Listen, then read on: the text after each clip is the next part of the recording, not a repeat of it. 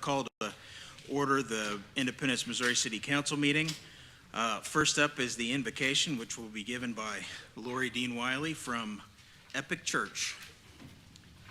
If you may rise with me. Join me in bowing your heads if you'd like. Father God, I just want to thank you for this beautiful day, for the opportunity to live in America. And even though on our worst days we may be divided, we are so fortunate. Lord, I just invite you to this meeting tonight. Enter into our hearts and our minds. Let there be unity. Let there be decisions that will glorify you, but also serve our citizens. Lord, I just thank you for each person that's up on the dais. Lord, just continue to use them for good. And Lord, just thank you so much for letting us be here at Independence, Missouri, city that I truly love. It's in your name I pray. Amen. To the flag of the United States of America, and to the republic for which it stands, one nation, under God, indivisible, with liberty and justice for all. Madam City Clerk, would you please take roll? Councilmember Spears. Here. Perkins. Here. Stewart. Here. Steinmeier. Here. Hobart. Here. Mayor Rowland. Here. Okay, first up, we have a few citizens that have signed up to speak tonight. There are an out-of-town person, so if we'd like to suspend the rule so that person may speak, I'll need a motion. Second. It's been moved and seconded. Any discussion? Madam City Clerk, please take roll. Councilmember Spears. Yes. Perkins. Yes. Stewart. Yes. Steinmeier. Yes. Hobart. Yes. Mayor Rowland. Okay. First up, we Yes. Sorry about that. It was sorry for my delay. Okay, first up, we have Bob Sorensen. Robert Sorensen? Mr. Robert Sorensen. Evening, Bob. Good evening. My name's Robert Sorensen. I live in Oak Grove, Missouri. I am the president of the Loggers Retiree Group, which represents all the retirees from the city of Independence. I requested to speak because I know this evening is looking at the next year's proposed budget, and it's a hearing, so I didn't know if I should speak or not. I thought, well, if I don't, I'll probably be sorry, so I will. I looked at it, 223 pages last night. Can't say I read every word verbatim, but I tried to scan over the 223 pages. It was pretty lengthy. But I represent the retirees and the retirees and their benefits. And one of the benefits is health insurance along with their loggers and through the city. I would refer to page 10 of the proposed budget, and down underneath general fund proposed changes of note include, the one that caught my eye was stabilize the Stay Well Fund through actual plan design changes to manage health benefits costs. I just wish I knew what that meant. I wish I would be provided the details of what we are talking about in that. I think it's of interest definitely to the retirees and probably also the active members. I would just like to know what that statement means. I would like to know what the details of and what changes because I go to every Stay Well meeting. I try to stay up on everything to do with the health insurance. I have heard nothing. I have heard no proposed changes or anything in any of the Stay Well committee meetings or anything. I know the fund is in trouble, but I have not heard of anything that was going to be done, but that sounds like something's going to be done. Then you turn over to page 11. It caught my eye in the first paragraph. It said, anticipated plan changes for the Stay Well Fund are necessary to balance the budget. If the City Council chooses not to adopt these provisions, corresponding budgetary reductions in excess of $2 million will be required. I fully recognize that these proposals will not be without controversy among many of our employees. Again, policy changes to Stay Well. I'm not saying I'm for or against or anything. I just have never heard of any being proposed, what they are, and I would like to be made aware of what is being asked, because it doesn't say anything in here about what's going to be asked other than that changes are going to be made, which I don't think is proper. I think I should be made available of that information. And then lastly, down at the end of the next paragraph, reducing city services at an exchange of propping up extraordinary benefit plans is not a model I can recommend as your city manager. And I appreciate what Mr. Walker said there. I understand where he's coming from. I just probably would have a disagreement with extraordinary.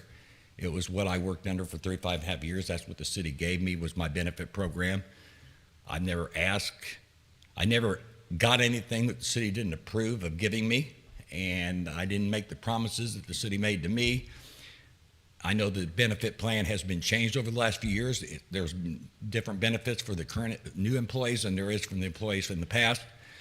I just think I had a little problem with the extraordinary benefit plan, because I don't know if it's extraordinary, because I had to argue with, before we had a contract in the police department when I was still a policeman, we dealt with the city council and the mayor, the city manager, and we fought hard for what we got, and the health care benefit was always thrown back in my face as this being such a great benefit. That's why your pay might not be as good as other people's, but you have a better benefit program, and that was always used. I just wanted to bring those to the attention of the city council, the mayor pro tem. I would just like to get information on what these changes are. Just saying a change but not telling anything about it, to me, is not the proper way to do it. I thank you all for letting me speak. We appreciate that, Bob. Thank you very much. The next person that signed up to speak is Richard Bat. Bate or Bat? Bat.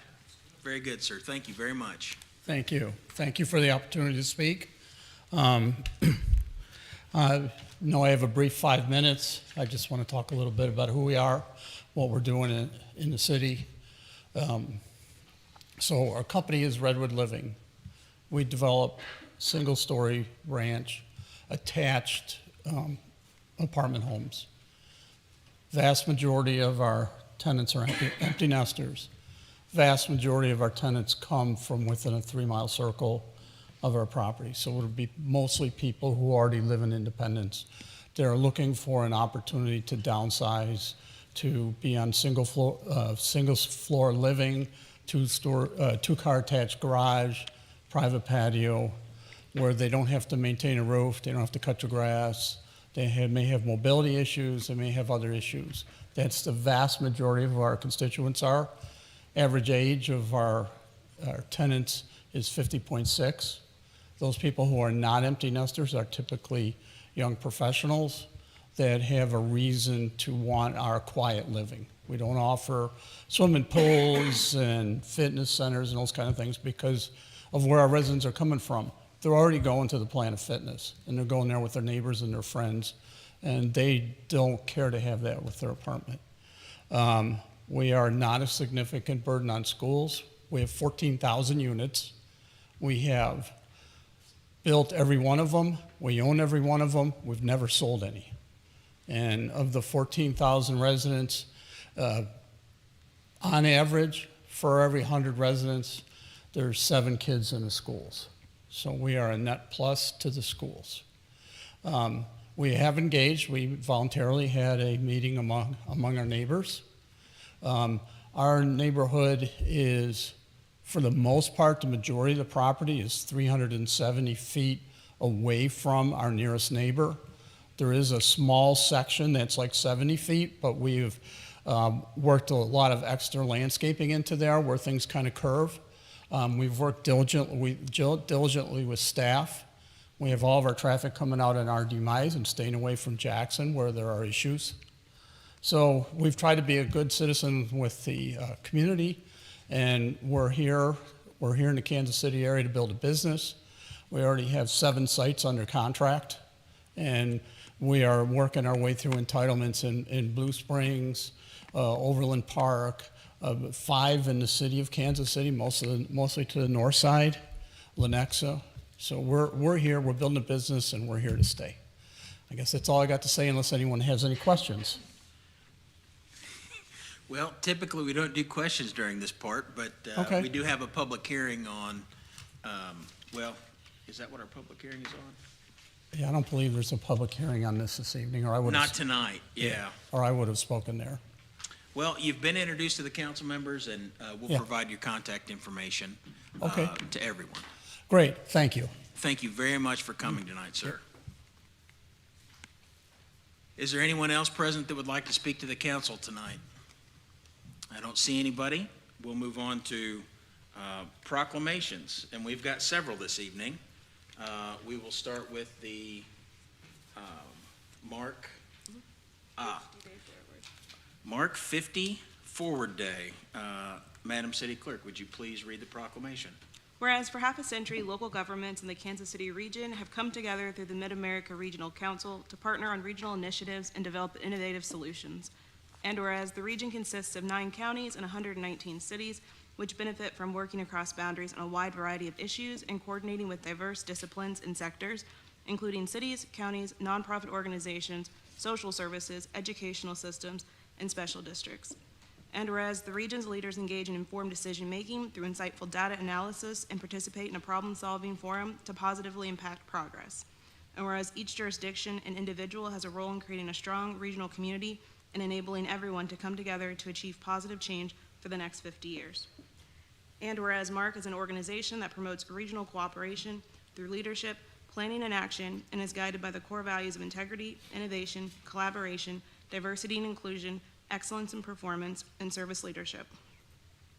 And whereas the Independence, Missouri has participated or benefited from working across boundaries, allowing us to better serve residents because of our regional work regarding public safety, transportation, environment, early learning, aging, and shared local government services. Now therefore, Rory R. Rowland, Mayor of the City of Independence, Missouri, celebrates the collaborative work that's been accomplished over the past 50 years and dedicates June 10th, 2022 as MARC's annual Regional Assembly Day and also as MARC 50 Forward Day in recognition of the enormous progress the region will continue to make over the next 5 decades, and urges local leaders and community members to reflect on the great progress made in the past 50 years and join us in welcoming a future built upon strong regional collaboration, connections, relationships, and accomplishments. We've got two members of MARC here tonight to accept this proclamation, Lauren Palmer and Jason White. If you please come forward, we'll.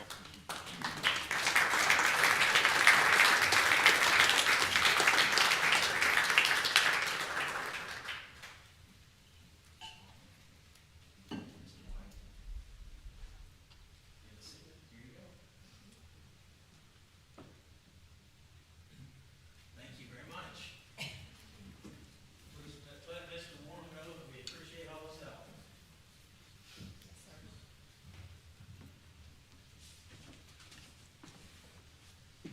Okay, the next proclamation we have is one, it's of a type we don't do often.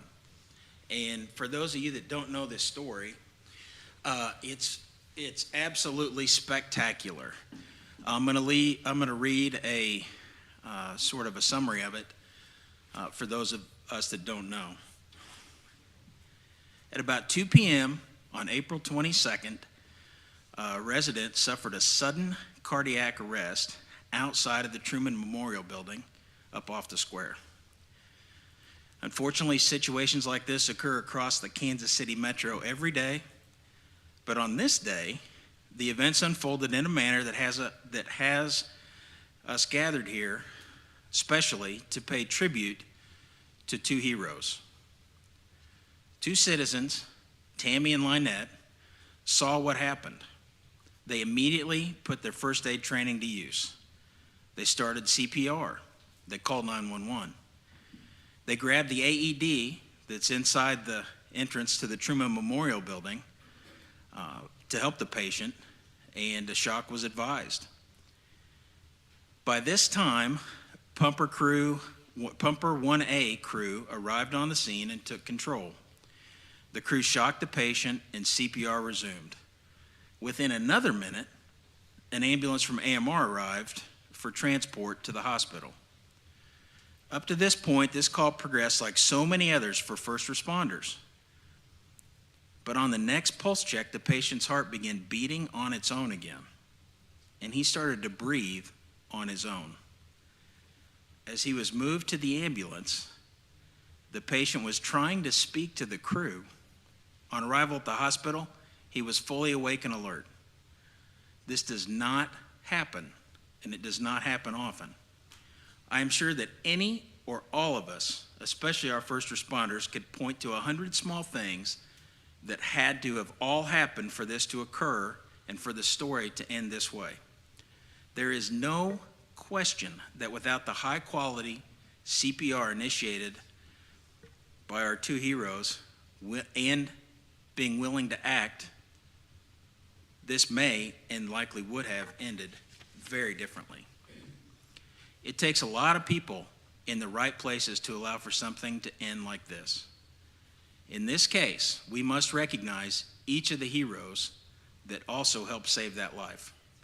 IPD telecommunicators Michelle Carpenter and Jessica Rowland, AMR dispatchers Mac Miles and Mark Haley, IFD pumper 1A crew Captain Dan Falk, FEO paramedic Robert Hausman and firefighter James Barker, AMR ambulance crew paramedic Dave McGee and EMT Terry Crawford, and most of all, our two heroes who are with us tonight, Tammy West and Lynette Jones, who acted in the very best interests of a fellow citizen, a complete stranger, both applying life-saving skills and putting those skills into practice. And I want to recognize, and we'll have you come up here in just a minute after our clerk reads the proclamation. Our patient, our saved person, is proudly here tonight, Robert Artman. We'll wait 1 minute for you, Robert. We'll have Madam City Clerk read the proclamation.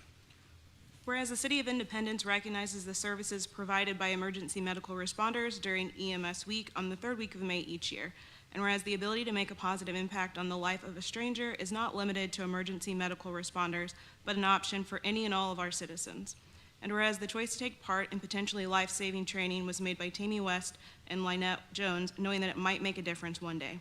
And whereas on the 22nd of April, 2022, outside the Truman Memorial Building, a man suffered sudden cardiac arrest that was witnessed by both Tammy and Lynette, providing them the opportunity to utilize their knowledge and skills. And whereas a result of their intervention and the efforts of fire and EMS providers on scene, that patient had regained a pulse and was breathing on his own before being transported to the hospital. And whereas because of the rapid treatment he received that day, after a short stay, that patient was released from the hospital and returned to his home and his life without any remarkable after effects. Now therefore, Rory Rowland, Mayor of the City of Independence, Missouri, hereby proclaims May 16th, 2022 as Tammy West and Lynette Jones Day throughout this city, and urges all people in the City of Independence to celebrate the outstanding commitment to their fellow citizens made by both Tammy and Lynette, and encourage everyone to consider seeking out ways they can prepare themselves to make a positive difference through service to others. Tammy and Lynette, come on up.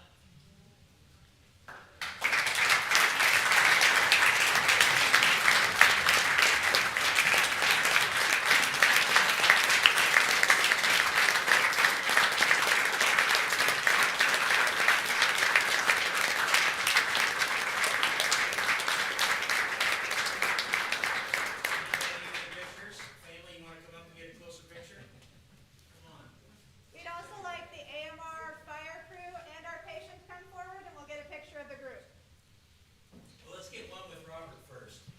This is the young man that's still here with us today, thanks to these two ladies.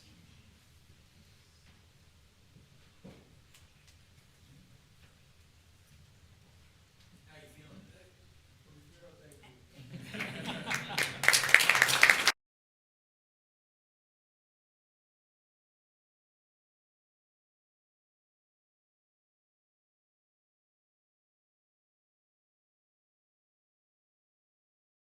Yep. Come on. Why don't you two get in front? Let us fill in the back a little bit, because we got a little hype on you. Come on in. Come on in. Got everybody? No. Here, scoot it in, people. See if you can get in front of somebody here a little bit.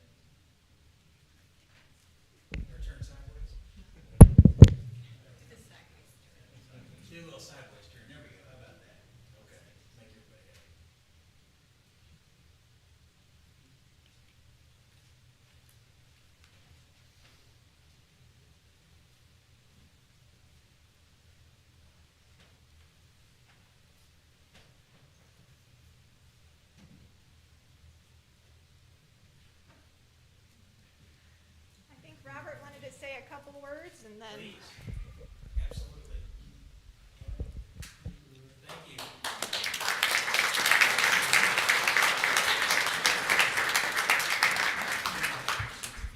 Unless you'd like them to stay up here, Robert. Oh, well, do what you'd like. I appreciate it very much if you would, though. Good evening. My name is Robert, and I'm proud to be here tonight.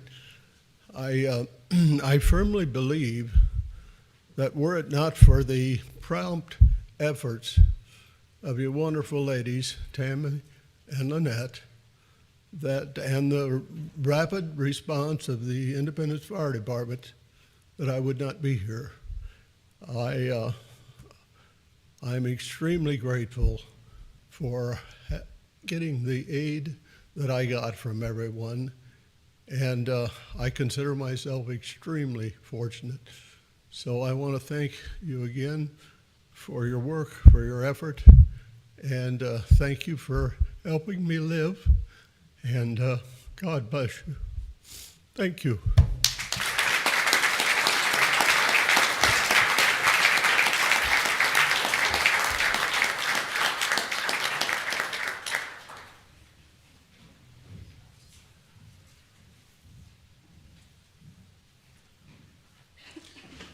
What a story. Thank you very much. Gosh. Okay.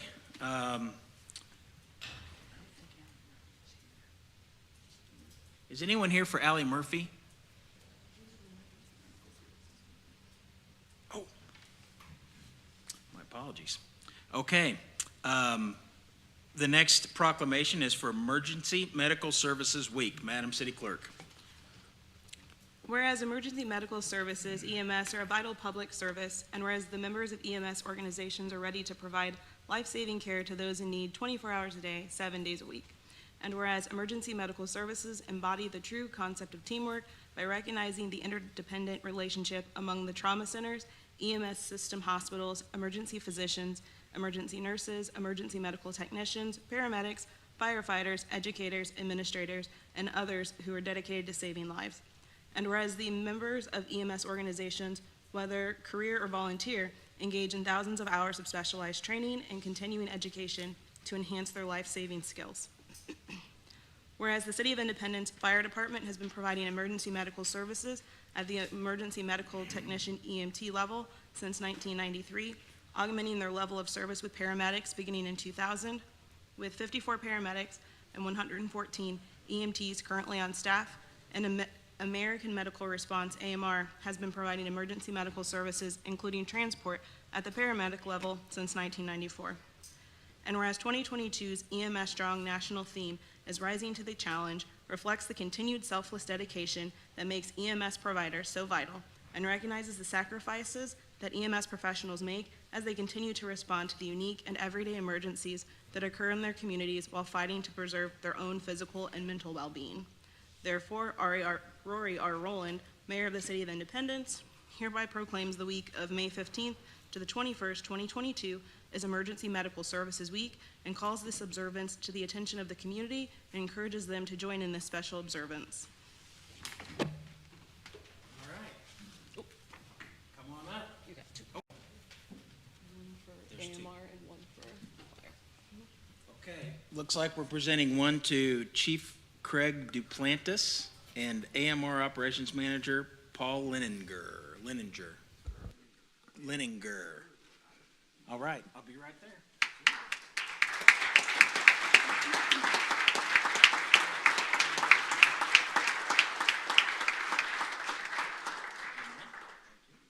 For each of them. Absolutely. You're good, just like this. Thank you, gentlemen. Thank you very much. Thank you for all you do.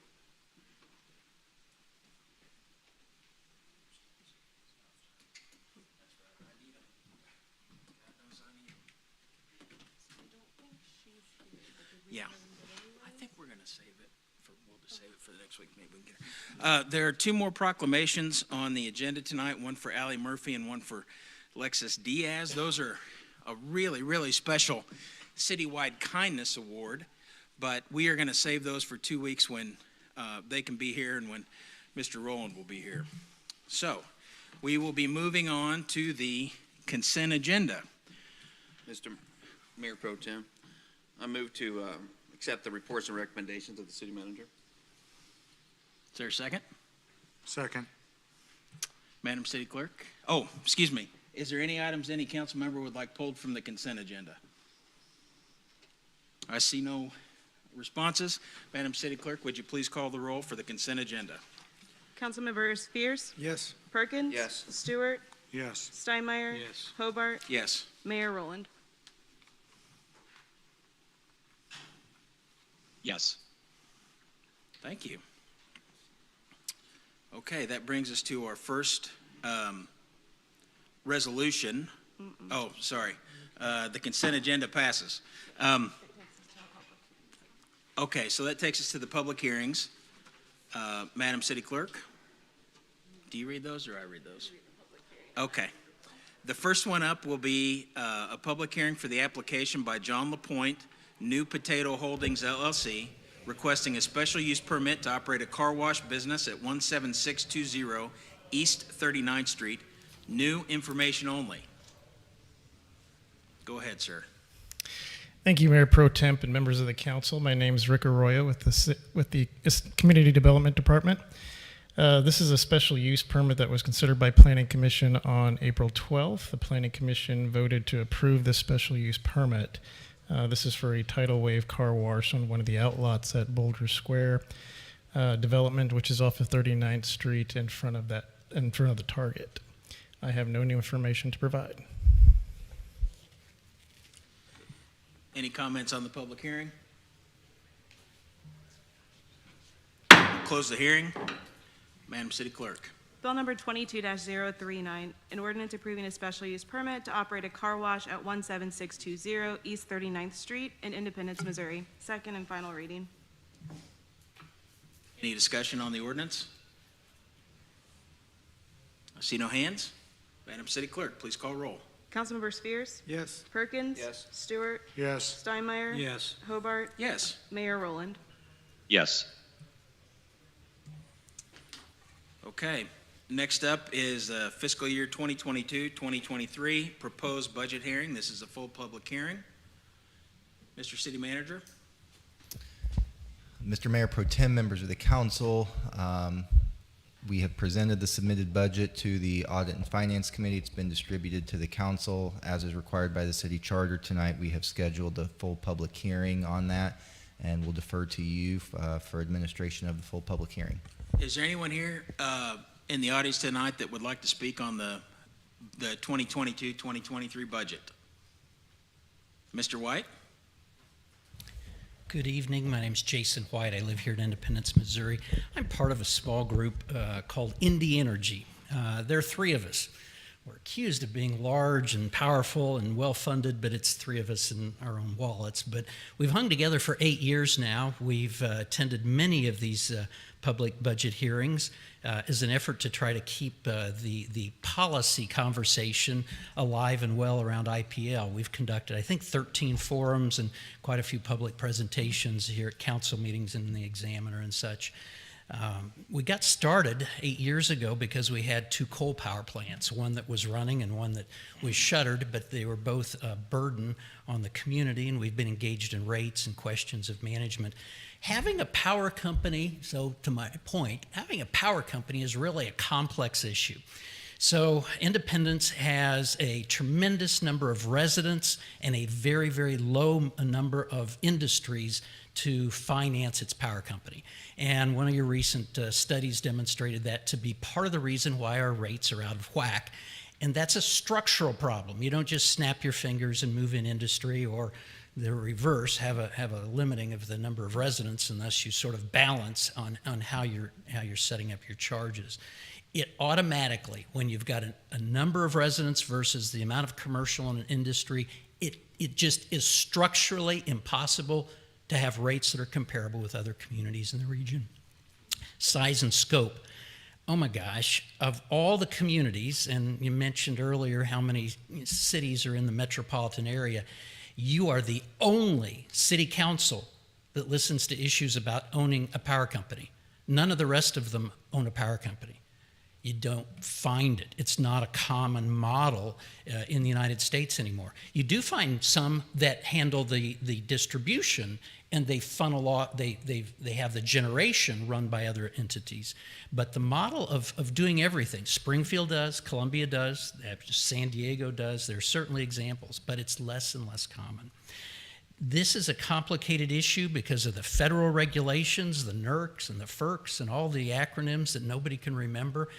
How many people know what SSP stands for? And yet it is such a driver in the rates and the ability for us to get power.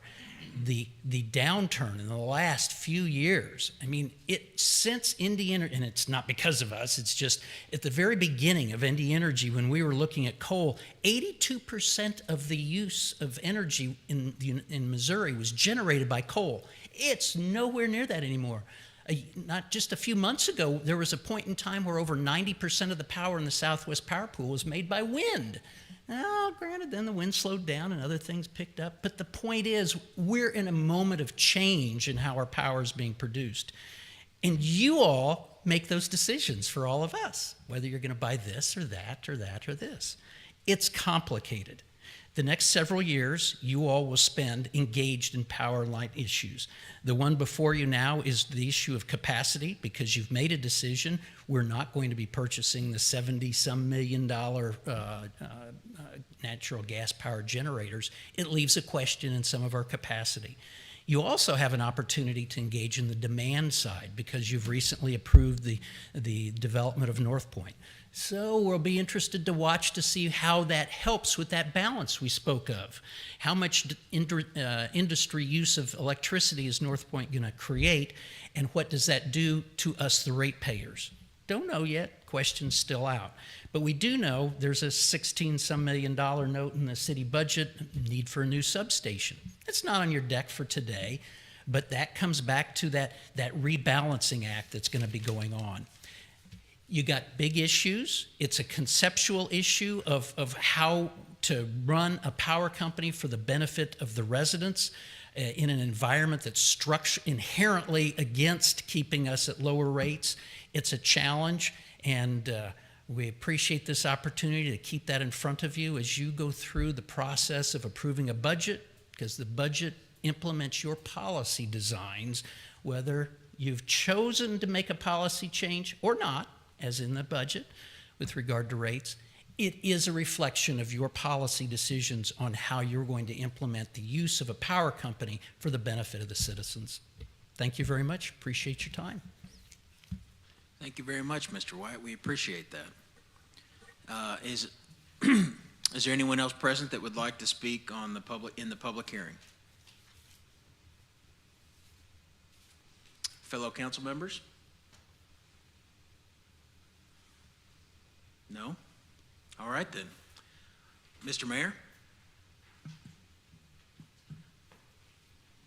Thank you, but no questions. Okay. I'm going to close the public hearing.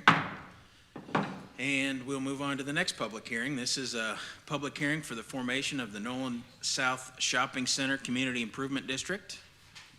Oh, Mr. Scannell. Good evening, Mayor Pro Tem and members of the council. My name is Tom Scannell. I'm the Community Development Director. So Nolan South Development Company is seeking to form this Community Improvement District, also known as a CID. It will be a 1 cent sales tax that will be proposed within this CID. The purpose of that increase in the sales tax would be to reimburse the owner for eligible costs associated with capital improvements within the community improvement district, maintenance within it. Staff has reviewed this petition. It does meet the city's economic development policy. We have representatives here from the applicant as well as Gilmore Bell who can address any questions. And that concludes staff's presentation. Thank you very much, Mr. Scannell. Any comments or questions? Mr. Mayor Pro Tem. What's that? Oh, we're still in the public hearing. I apologize. Anybody else that would like to speak in the full public hearing? Yes, my name is Christopher Shank. I'm the owner's representative for the Nolan South Partnership, and I just want to say that my father-in-law, Curtis Bliss, developed this shopping center in South Nolan Road in 1973. It's been very much family enterprise since then.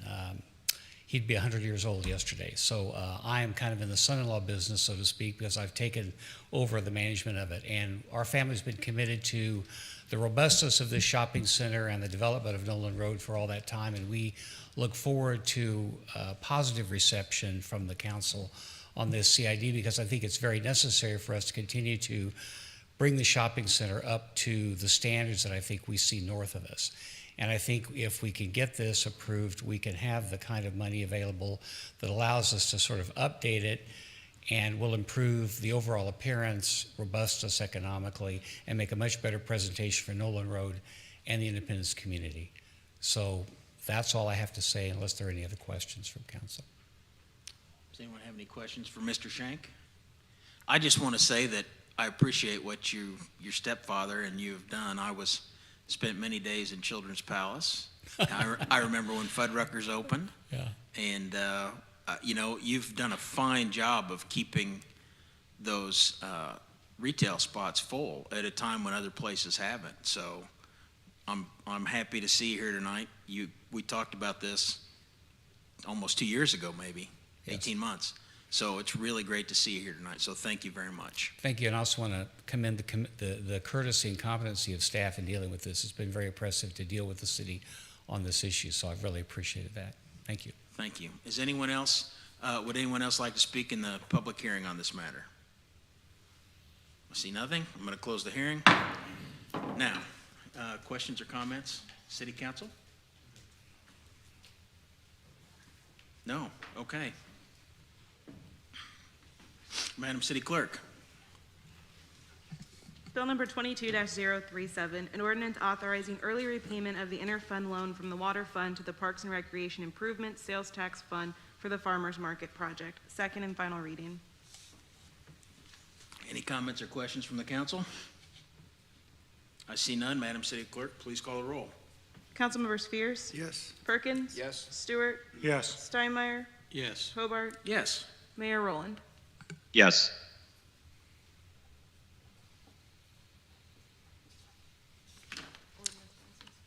Ordinance passes. Sorry. Madam City Clerk. Bill number 22-038, an ordinance creating section 1.22.022 of the city code to allow for the collection of a $7 fee as part of court cost on individual municipal court cases for remittance to the statewide court automation fund. Second and final reading. Any questions or comments by the council? I see none. Mr. Cover, I do have one question. Yes, this, sir. This is required by state statute. Is that my understanding? At this point, it's technically required by the presiding judge of the 16th Circuit in order that we do this. But yes, the overall basis for this came out of a number of different court reforms that have resulted in essentially statewide automation for municipal courts.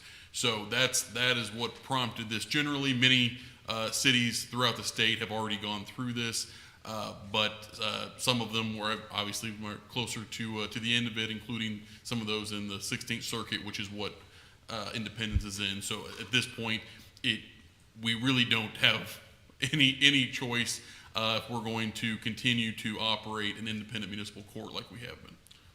Very good. Thank you very much, Mr. Cover. Yes, sir. Anything else from the council? I see nothing. Madam City Clerk. Councilmember Spears? Yes. Perkins? Stewart? Yes. Steinmeier? Yes. Hobart? Yes. Mayor Rowland? Yes. Ordinance passes. Madam City Clerk. Bill number 22-040, an ordinance repealing ordinance number 19321, creating a charter amendment advisory board. Second and final reading. Any comments or questions from the council?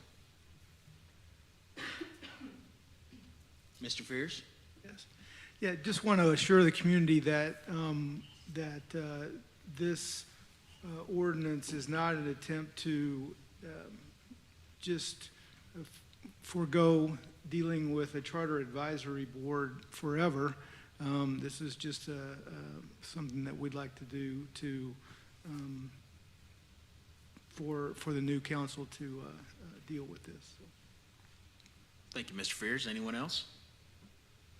If I could, Mayor Pro Tem. Absolutely, Mr. Rowland. Thank you, Mayor Pro Tem. And correct me if I'm wrong, with a number of you, if we had this discussion, and the way that it was set up before was each council member got to select one member of the Charter Commission. In order to meet the deadline that was set for, I believe, June of 2023, we would have to have 7 members. There's no provision in the ordinance that was passed that if we didn't have all 7 setting members, then how would we get to a point where we had those?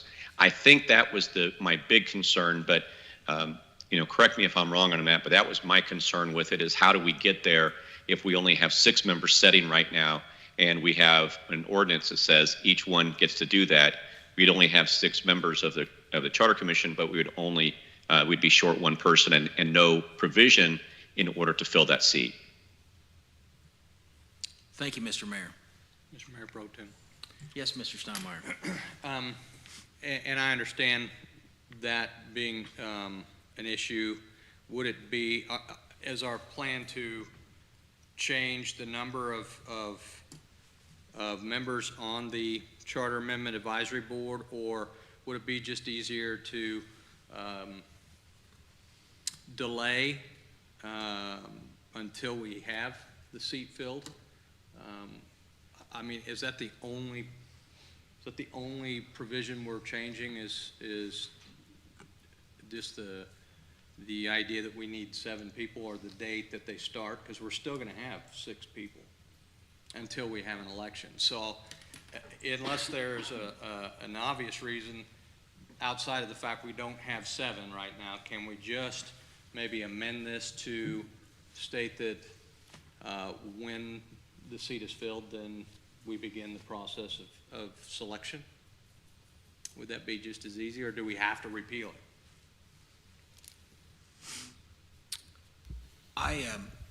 Go ahead, Mr. Cover. To clarify, no, you certainly do not have to repeal it. It will take, because this was approved by ordinance, it will take an ordinance to do anything more with it. So it would take an ordinance to repeal it, or it would take an ordinance to amend it. So that it was, what I understand was there was at least some members that wanted to have a discussion about what that commission would look like. And so in order to make it sort of cleaner, I drafted this ordinance, and it was done to repeal it, to essentially put us back at the reset. But no, it does not have to be repealed. It could be amended. Would it be just as easy to amend it to state that when we have the 7th member, that we can begin the selection process at that time? Or do we have to write a whole entire new ordinance at that time? In other words, are we going to keep everything basically the same, except for when we get the 7th seat filled, then we come back to this ordinance? Wouldn't it be just as easy just to amend the current one to state that it will be at whatever point in time that the 7th seat is filled that we begin the process of creating the Charter Amendment Advisory Board? I'm not aware of exactly what the issues are with it. I know Mayor Rowland pointed out one specifically. So if that is the only issue, then yes, it could be amended. If there are several issues or considerations, then it would probably be cleaner to start over. So that's for you all to decide. Either way, it's doable either way. It's just based on the direction that you all want to give. Okay. Thank you. Did you have something else, Mr. Fears? Well, I'll just say that I wasn't around, obviously, when this ordinance was passed, but I have some concerns relative to how the appointments are made, by individual council members. I would much rather see, as important as this particular commission would be, and as important as charter issues are, I would much prefer to see us interview potential members and make a decision on potential members and not let it become political in any way, shape, or form. And so that would be my preference as to how we provide members to this particular commission. And so that's why I'll be voting for this ordinance. May I respond? Absolutely. Okay, and I understand you say no, I don't want that either, but in a process like that, what's to say that the third district's not represented, the second district maybe have 3, the fourth district have 2, and the first district have 1. I think that allowing each district to choose a representative from their district to represent that district in this is a cleaner and better process, rather than going through a committee where we interview and then we vote. Sometimes that isn't a clean way to do it. That would be my, and that's why I asked the question. I'm glad that I hear that there are other ideas that we want to incorporate into it. So I want the 7th person to be brought in and voted in, and I'd like to see every district have an opportunity to bring forth someone they believe would be a good representation of their district and not make it political that way. So if all we're doing is waiting for that 7th person, I'll support this, but if there's other ideas, I'll vote no. Mr. Mayor Pro Tem, Yes. I actually have the same fear Councilmember Steinmeier does. I mean, I'm the one that, threw that amendment in there to make it appointed, individually. And I did that because I want to make sure that I'm able to get somebody in my district specifically out on this committee. And my fear is that if that isn't allowed, then I won't be able to. And I think it's going to diminish my ability to represent my constituents in District 2 if I'm not able to appoint them. I think the deck might be stacked a little bit. And that's all I have. Thank you. Thank you, Councilmember Stewart. Any other questions or comments? So from my point of view, valid points all around, genuinely valid points all around. I prefer more of a process, and while I can appreciate very much the amendment that you made, Mr. Stewart, and I appreciate the concern, doing something, making a change like that at the last minute didn't sit well with me, only because I feel like we don't even know what the best way to go about a charter amendment is. We've been so long without any genuine update or revisions, meaningful revisions to our charter that we need to make it collaborative, and we need to make it as good a process as we can. Now, Mr. Walker, I know we've discussed this, at least I think at a city council meeting, but I believe your office is going to put together some sort of best practices on what other cities have done in charter review committees. Yes, we can put together information for the council regarding composition. Representation is an issue I hear tonight, so we can look to see how other cities have addressed that as far as citywide representation, as far as the appointment process, whether that's individual or done as a collegial body. So we can get that information turned around so that hopefully you all can have a more informed discussion about that as you see fit. I appreciate that. I'd like to get that moving as soon as possible, of course, depending on the outcome of this vote. Gentlemen, what I will tell you is, just for me personally, that I will commit to having a person from every district. I don't know that I feel comfortable in saying it should be individual or it should be voted on, but I will commit that a person from every district at a minimum should be on the committee. So I do appreciate and agree that there should be representation. If there's nothing else, we'll go ahead. I'm going to support the ordinance, and then further encourage and support studying this issue as soon as possible. Madam City Clerk, would you please call the roll? Councilmembers Fierce, Yes. Perkins, Yes. Stewart, No. Steinmeier, No. Hobart, Yes. Mayor Rowland. Yes. Ordinance passes.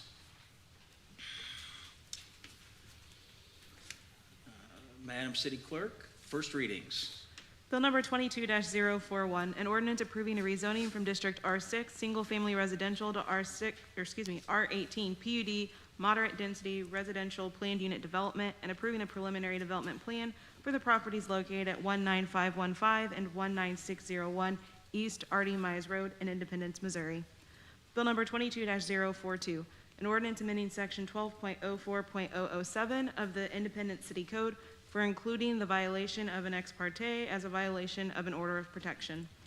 Bill number 22-043, an ordinance creating section 12.01.019 of the Independent City Code for the prohibition of stalking. Bill number 22-044, an ordinance approving the petition to establish the Nolan South Shopping Center Community Improvement District, CID, establishing the district and making findings and authorizing actions related to establishment of the district. Okay, we have some information only items, and then that brings us to council member comments. I will start on my right with council member Stewart. Thank you. I have nothing this evening. Thank you. Mr. Perkins? Thank you, Mr. Mayor Pro Tem. I do have, excuse me, a couple of things. So last weekend, if you drove by Sterling in the Inglewood area, you noticed the street was closed and work was taking place. And what that was, just a real quick, brief history, is this has been in work for about a year or so. COVID slowed some things down. The Inglewood group out there, the artists, the neighborhood, the residents, got together. They were trying to come up with some ideas with traffic calming devices and different ways to do that. So they thought about doing some street art with our crosswalks. We worked closely with municipal services and with Lisa. I don't see her. She must have left. But so that's what that was. So we are doing this again next week, but I want to give a big thanks to Tammy Parson for her leadership on that, the Inglewood CID, and also West End Connection that helped fund this, the artists that were out there, the community that donated their time to go out there and work in the heat. A big thank you to Lisa and Zan and the guys out there, municipal services, that helped set up the barricades. Big thank you and patience to the residents in Inglewood who had to deal with the street closures and the traffic situation there. So big thank you to them. Once this is all done and ready to go here in a couple of weeks, we have one rain delay, so maybe about 3 weeks. I'm going to get with Meg, and we're going to get some pictures and some good aerial stuff, and we'll put it up here on the big screen. But I would encourage everyone to go out there and take a look and see what's beginning to take shape out in Inglewood. They're doing a really great job out there. And a big thank you to city staff and all the residents for their patience. Thank you, Mr. Perkins. Fine work. Mr. Fears? Just a comment to those that came out and talked to, or came out, the citizens that came out, the two that talked with us, and I appreciate those comments and appreciate the interest in the city budget for one thing, and the Stay Well plan. I go a long way back with the Stay Well plan, and so I'm really interested to hear more about that as well. Also appreciate the comments about the development on R.D. Mize. I looked through your material on that, and I'm impressed with what you have planned out there, and so hope to see that move forward. Thank you, Mr. Fears. I'll go next very briefly. Mr. Walker, you heard the specific budget items that Mr. Sorensen referenced earlier in relation to Stay Well. Can you get us sometime sooner than later some details on those items? We are actually awaiting a response back from the Stay Well Committee on that. This is an item that's been talked about for several years, that is not a sustainable model that we're operating on. So as I mentioned in my budget presentation, we've drawn that line in the sand to say those are the savings that we need to attain, and we're looking forward to the ideas that they bring forward to us. Appreciate that. Okay, thank you very much. Mr. Steinmeier? Yeah, thank you. Mr. Walker, a couple nights, well, I think it's 10 nights ago, I think, somewhere around there. My wife and I was having dinner at V's, and coming out, there was a senior who was homeless, and she was just kind of wandering through the parking lot, and we started speaking with her and asking if she would like to have some help. And she indicated that she would.